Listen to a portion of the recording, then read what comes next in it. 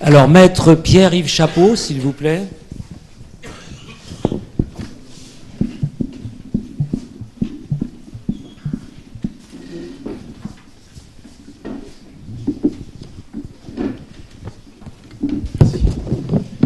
Monsieur le Président, Mesdames, Messieurs, chers docteurs, bien évidemment, je m'associe aux bons vœux qui vous ont été adressés par mes confrères et aux remerciements à l'endroit de Jean-François Mercier, qui nous a fait le plaisir de nous inviter.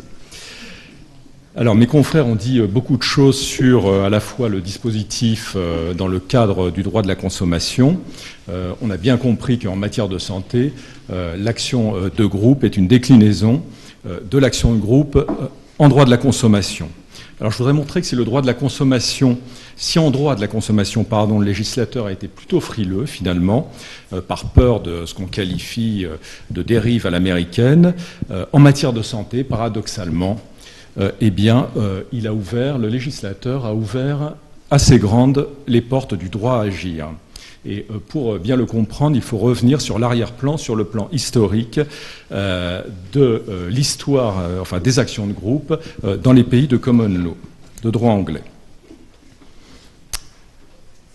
Alors, l'action de groupe, l'action collective est un dispositif très ancien, puisqu'il remonte à environ 700 ans, et on en trouve la première trace au XIVe siècle aux îles anglo-normandes, et c'est pour des raisons de commodité, alors que les îles anglo-normandes dépendaient de la justice de la couronne d'Angleterre, qu'on a imaginé qu'une action pouvait être portée au King's Council par une seule personne pour le compte d'autres personnes. C'est le premier recours collectif qui est rapporté dans l'histoire et qui connaît une défaite. Une autre affaire, un autre cas qui est connu des historiens du droit et qui est daté de 1701, c'est déjà d'ailleurs presque Foncia. C'est une affaire City of London contre Richmond, et l'idée de représentation est à nouveau suggérée. Il s'agit de 900 personnes, 900 locataires qui sont poursuivis pour le paiement de la d'une conduite d'adduction d'eau, et qui se regroupent pour agir dans cette procédure. Alors, le droit anglais considère que l'action de groupe se met en place pour des simples raisons de commodité procédurale. Si le défendeur ne devait pas être lié, des poursuites de cette nature seraient infinies et ne se termineraient possiblement jamais.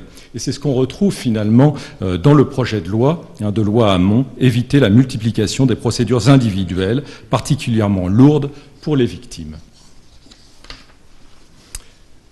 Alors, l'action de groupe à l'époque contemporaine, c'est Ralph Nader, qui s'est fait connaître du grand public américain, et dont vous avez certainement entendu parler, en publiant en 1965 un ouvrage Unsafe at Any Speed, qui concernait des véhicules fabriqués par Chevrolet et qui étaient de véritables cercueils roulants, puisqu'ils présentaient ces véhicules des défauts de sécurité flagrants.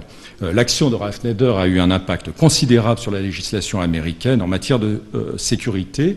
Par la suite, Ralph Nader a fondé Public Citizen, qui est en tout cas le modèle d'organisme de défense des consommateurs. C'est la grande référence en matière de consumérisme. C'est à partir de cette époque que se déclenche l'ère du contentieux de masse, et qui contribue, je dirais, positivement à élargir le dispositif des classes actions. Alors on passe à cette époque, dans les années 60, d'une justification, la justification ancienne d'il y a 700 ans par la commodité procédurale pour la justice, à une justification par la puissance qui est donnée aux demandeurs dans l'action de groupe. Finalement, on change de base, et je pense qu'on pourrait établir un parallèle avec la loi Kouchner, qui fait passer d'un système de devoir des médecins à un système qui est fondé sur les droits des malades. Il y a vraiment une inversion de tendance qui est assez flagrante. Alors, Deux exemples qui prêtent à la caricature, mais qui sont bien réels, s'agissant des dérives des actions de groupe, de la dérive américaine, mais que l'on connaîtra peut-être en France. Ce cabinet d'avocats, un cabinet très célèbre, très connu aux États-Unis, qui a payé, qui a été condamné assez récemment, en 2007, qui a payé des personnes d'une même famille pour une somme assez considérable, puisqu'il s'agissait de 2,4 millions de dollars, pour intervenir, pour être à l'initiative d'actions de groupe. Donc des figurants ont été demandeurs à l'origine d'une cinquantaine d'affaires aux États-Unis. Alors, do you have a case? Sur cette diapositive, cette copie d'écran de page d'accueil d'un cabinet américain, on voit la façon dont les choses se passent, sont proposées depuis fort longtemps aux États-Unis, mais qui commence, dont on sent déjà un peu les prémices en France. Nous avons un formulaire à droite, une proposition de formulaire qui invite des personnes qui se reconnaîtraient dans cette situation, à soumettre leur cas et à être les premiers acteurs, les premiers demandeurs d'une action à mener. Alors vous voyez un certain nombre d'indications, do you have a case, et vous pouvez remplir votre formulaire, un certain nombre de montants qui concernent des défauts de produits de santé ou autres possibilités d'action en responsabilité médicale sont chiffrés sur le site de ce cabinet new-yorkais. Alors c'est un moyen aux États-Unis, principalement un moyen absolument remarquable pour mener des actions très lucratives, souvent abusives d'ailleurs.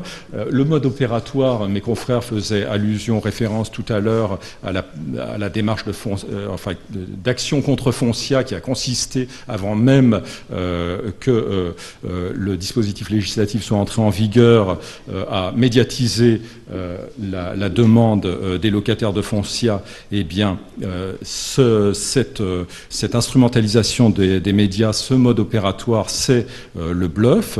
Ça permet évidemment de négocier auprès d'entreprises de santé considérées comme riches.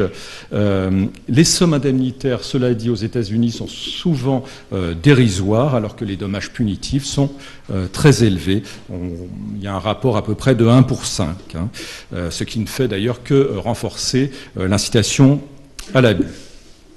Alors, il y a quand même une contrainte dans le dispositif français. Aux États-Unis, le principe est celui, ça vous a été expliqué tout à l'heure, de l'opt-out. En France, c'est le système de l'opt-in, c'est-à-dire que les personnes doivent se manifester, se constituer finalement dans la procédure.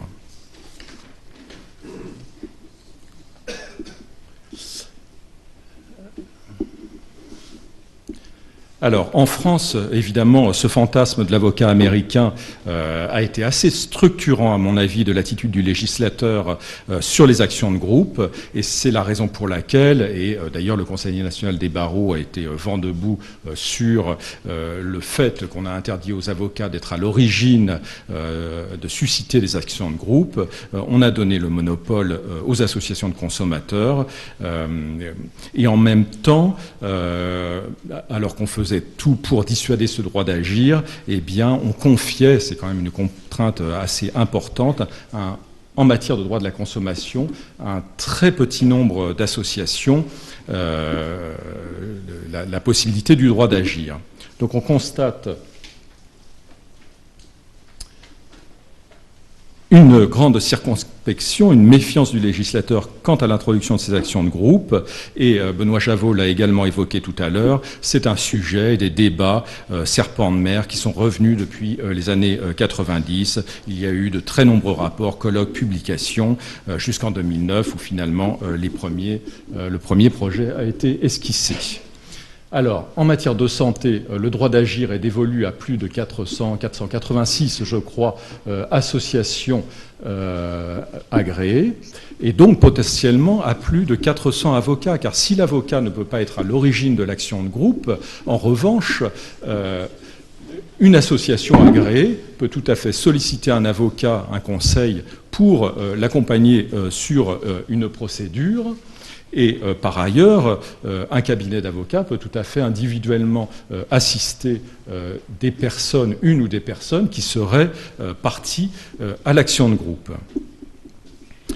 Alors tout ceci, certaines inquiétudes peuvent être quand même tempérées par le fait que le contentieux, contrairement à une légende tenace, le contentieux en matière médicale en France est quand même assez bas et stable. Et lorsqu'on constate, on examine les chiffres qui sont publiés. Alors ceux-ci ne sont pas forcément très récents, mais sont parmi les plus fiables. C'est une étude de l'Institut de droit de la santé qui avait été menée par Madame le professeur Laude. Eh bien, on voit que la sinistralité est complètement parallèle, suit finalement la file active, le nombre de patients qui sont pris en charge en établissement de santé. L'évolution du contentieux médical est à peu près parallèle à l'évolution du nombre d'admissions hospitalières et d'actes libéraux. Il n'y a absolument aucune explosion. Et d'ailleurs, la sinistralité américaine est à peu près la même en matière médicale.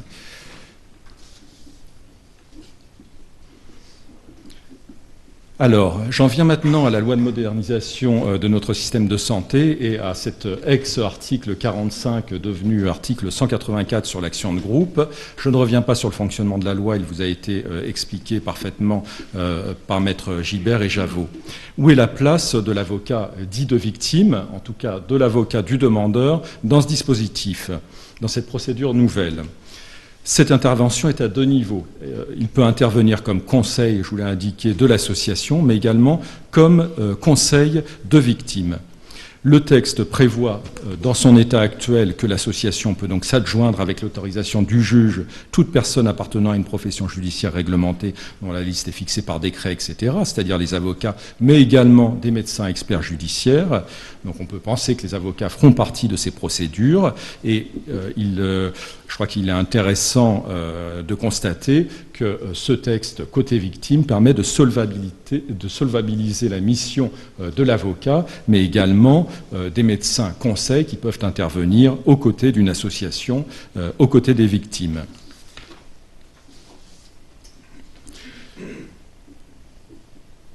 Alors le texte présente quand même des imprécisions. Et l'article de référence s'agissant des produits qui peuvent être concernés par une action de groupe, c'est l'article 5311-1 du Code de la santé publique qui liste un certain nombre de produits de santé qui sont ceux qui sont dans le champ de compétences de la NSM, mais pas tous. Alors, s'agissant des accidents d'irradiation, ils ne sont pas effectivement mentionnés, donc il n'est pas certain que les accidents d'irradiation soient visés, soient possiblement concernés par l'action de groupe en santé. Je souhaitais ouvrir une petite parenthèse journalistique. On parlait tout à l'heure de la différence entre les actions de groupe et les actions groupées. D'ailleurs, un certain nombre de cabinets d'avocats dits de victimes, en tout cas côté demandeur, jouent sur cette ambiguïté et proposent déjà, avant même que le dispositif soit entré en vigueur, de regrouper autour d'une même cause un certain nombre de victimes. Alors je ne sais pas si on peut faire fonctionner cette petite copie que j'ai faite du magazine Envoyé spécial du mois d'octobre. Ah, on n'aura pas le son. Où on voit notre confrère...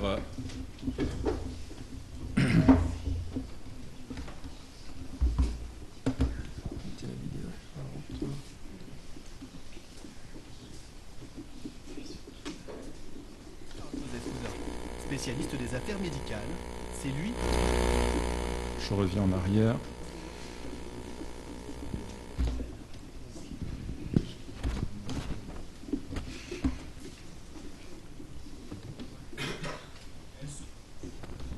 C'est trop compliqué, on le passe. Se rend aujourd'hui chez son avocat, Charles-Joseph Houdin, spécialiste des affaires médicales.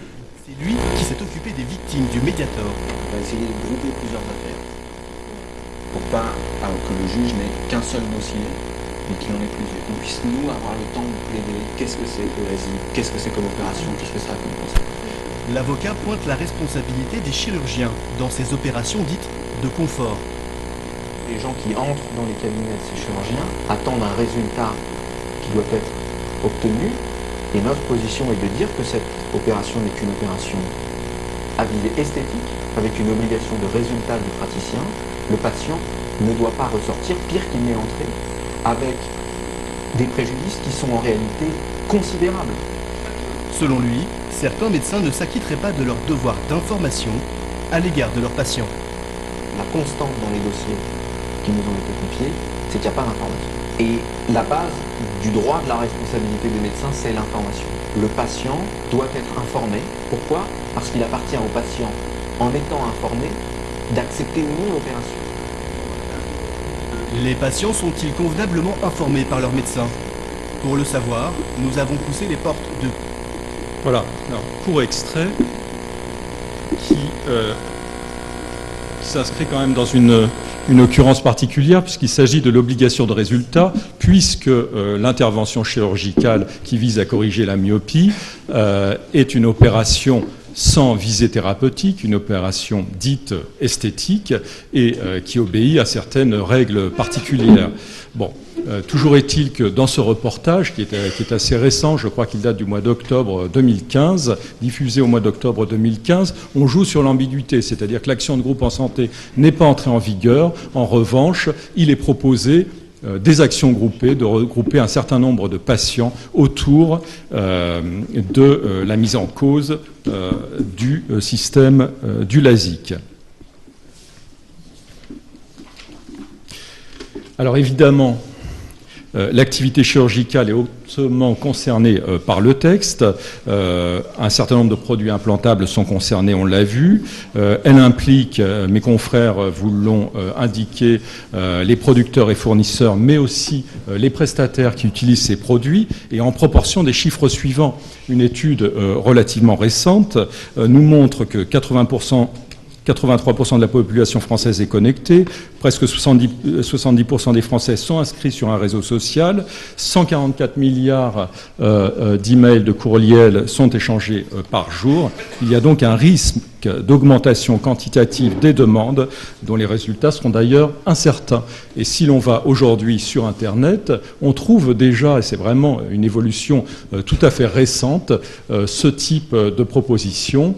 Un site actioncivile.com, ensemble faites valoir vos droits. Vous pouvez, comme on l'a vu tout à l'heure sur le site de ces avocats américains que je vous ai montré, un formulaire de soumission qui consiste à rejoindre une action de groupe. D'ailleurs, dans actioncivile.com, je crois qu'il y a déjà une action qui est proposée qui concerne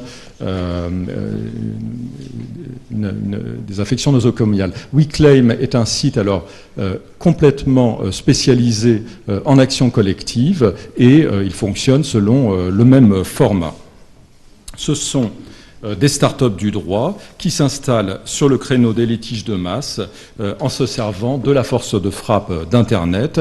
L'objectif de la plateforme consiste à rassembler, on l'a compris, le plus de personnes possible autour d'une action montée par un ou des avocats, puisque chaque site propose de renvoyer les personnes intéressées sur des cabinets d'avocats avant de proposer un accord amiable aux entreprises qui sont ciblées. Voilà. Alors, par exemple, WeClaim propose de prélever 25% des sommes qui sont récupérées. Voilà. Alors, pour finir, ce texte n'épuise pas le sujet. L'activité chirurgicale est effectivement très concernée, hautement concernée par le texte. C'est l'article 184 de la loi de santé qui est l'article de référence et qui concerne quasiment tous les dispositifs implantables. Et contrairement aux craintes exprimées, une dérive américaine ne semble pas devoir être redoutée, en tout cas en l'état. Je pense que la loi a quand même prévu un certain nombre de garde-fous, de contraintes qui nous permettent de garder un certain optimisme.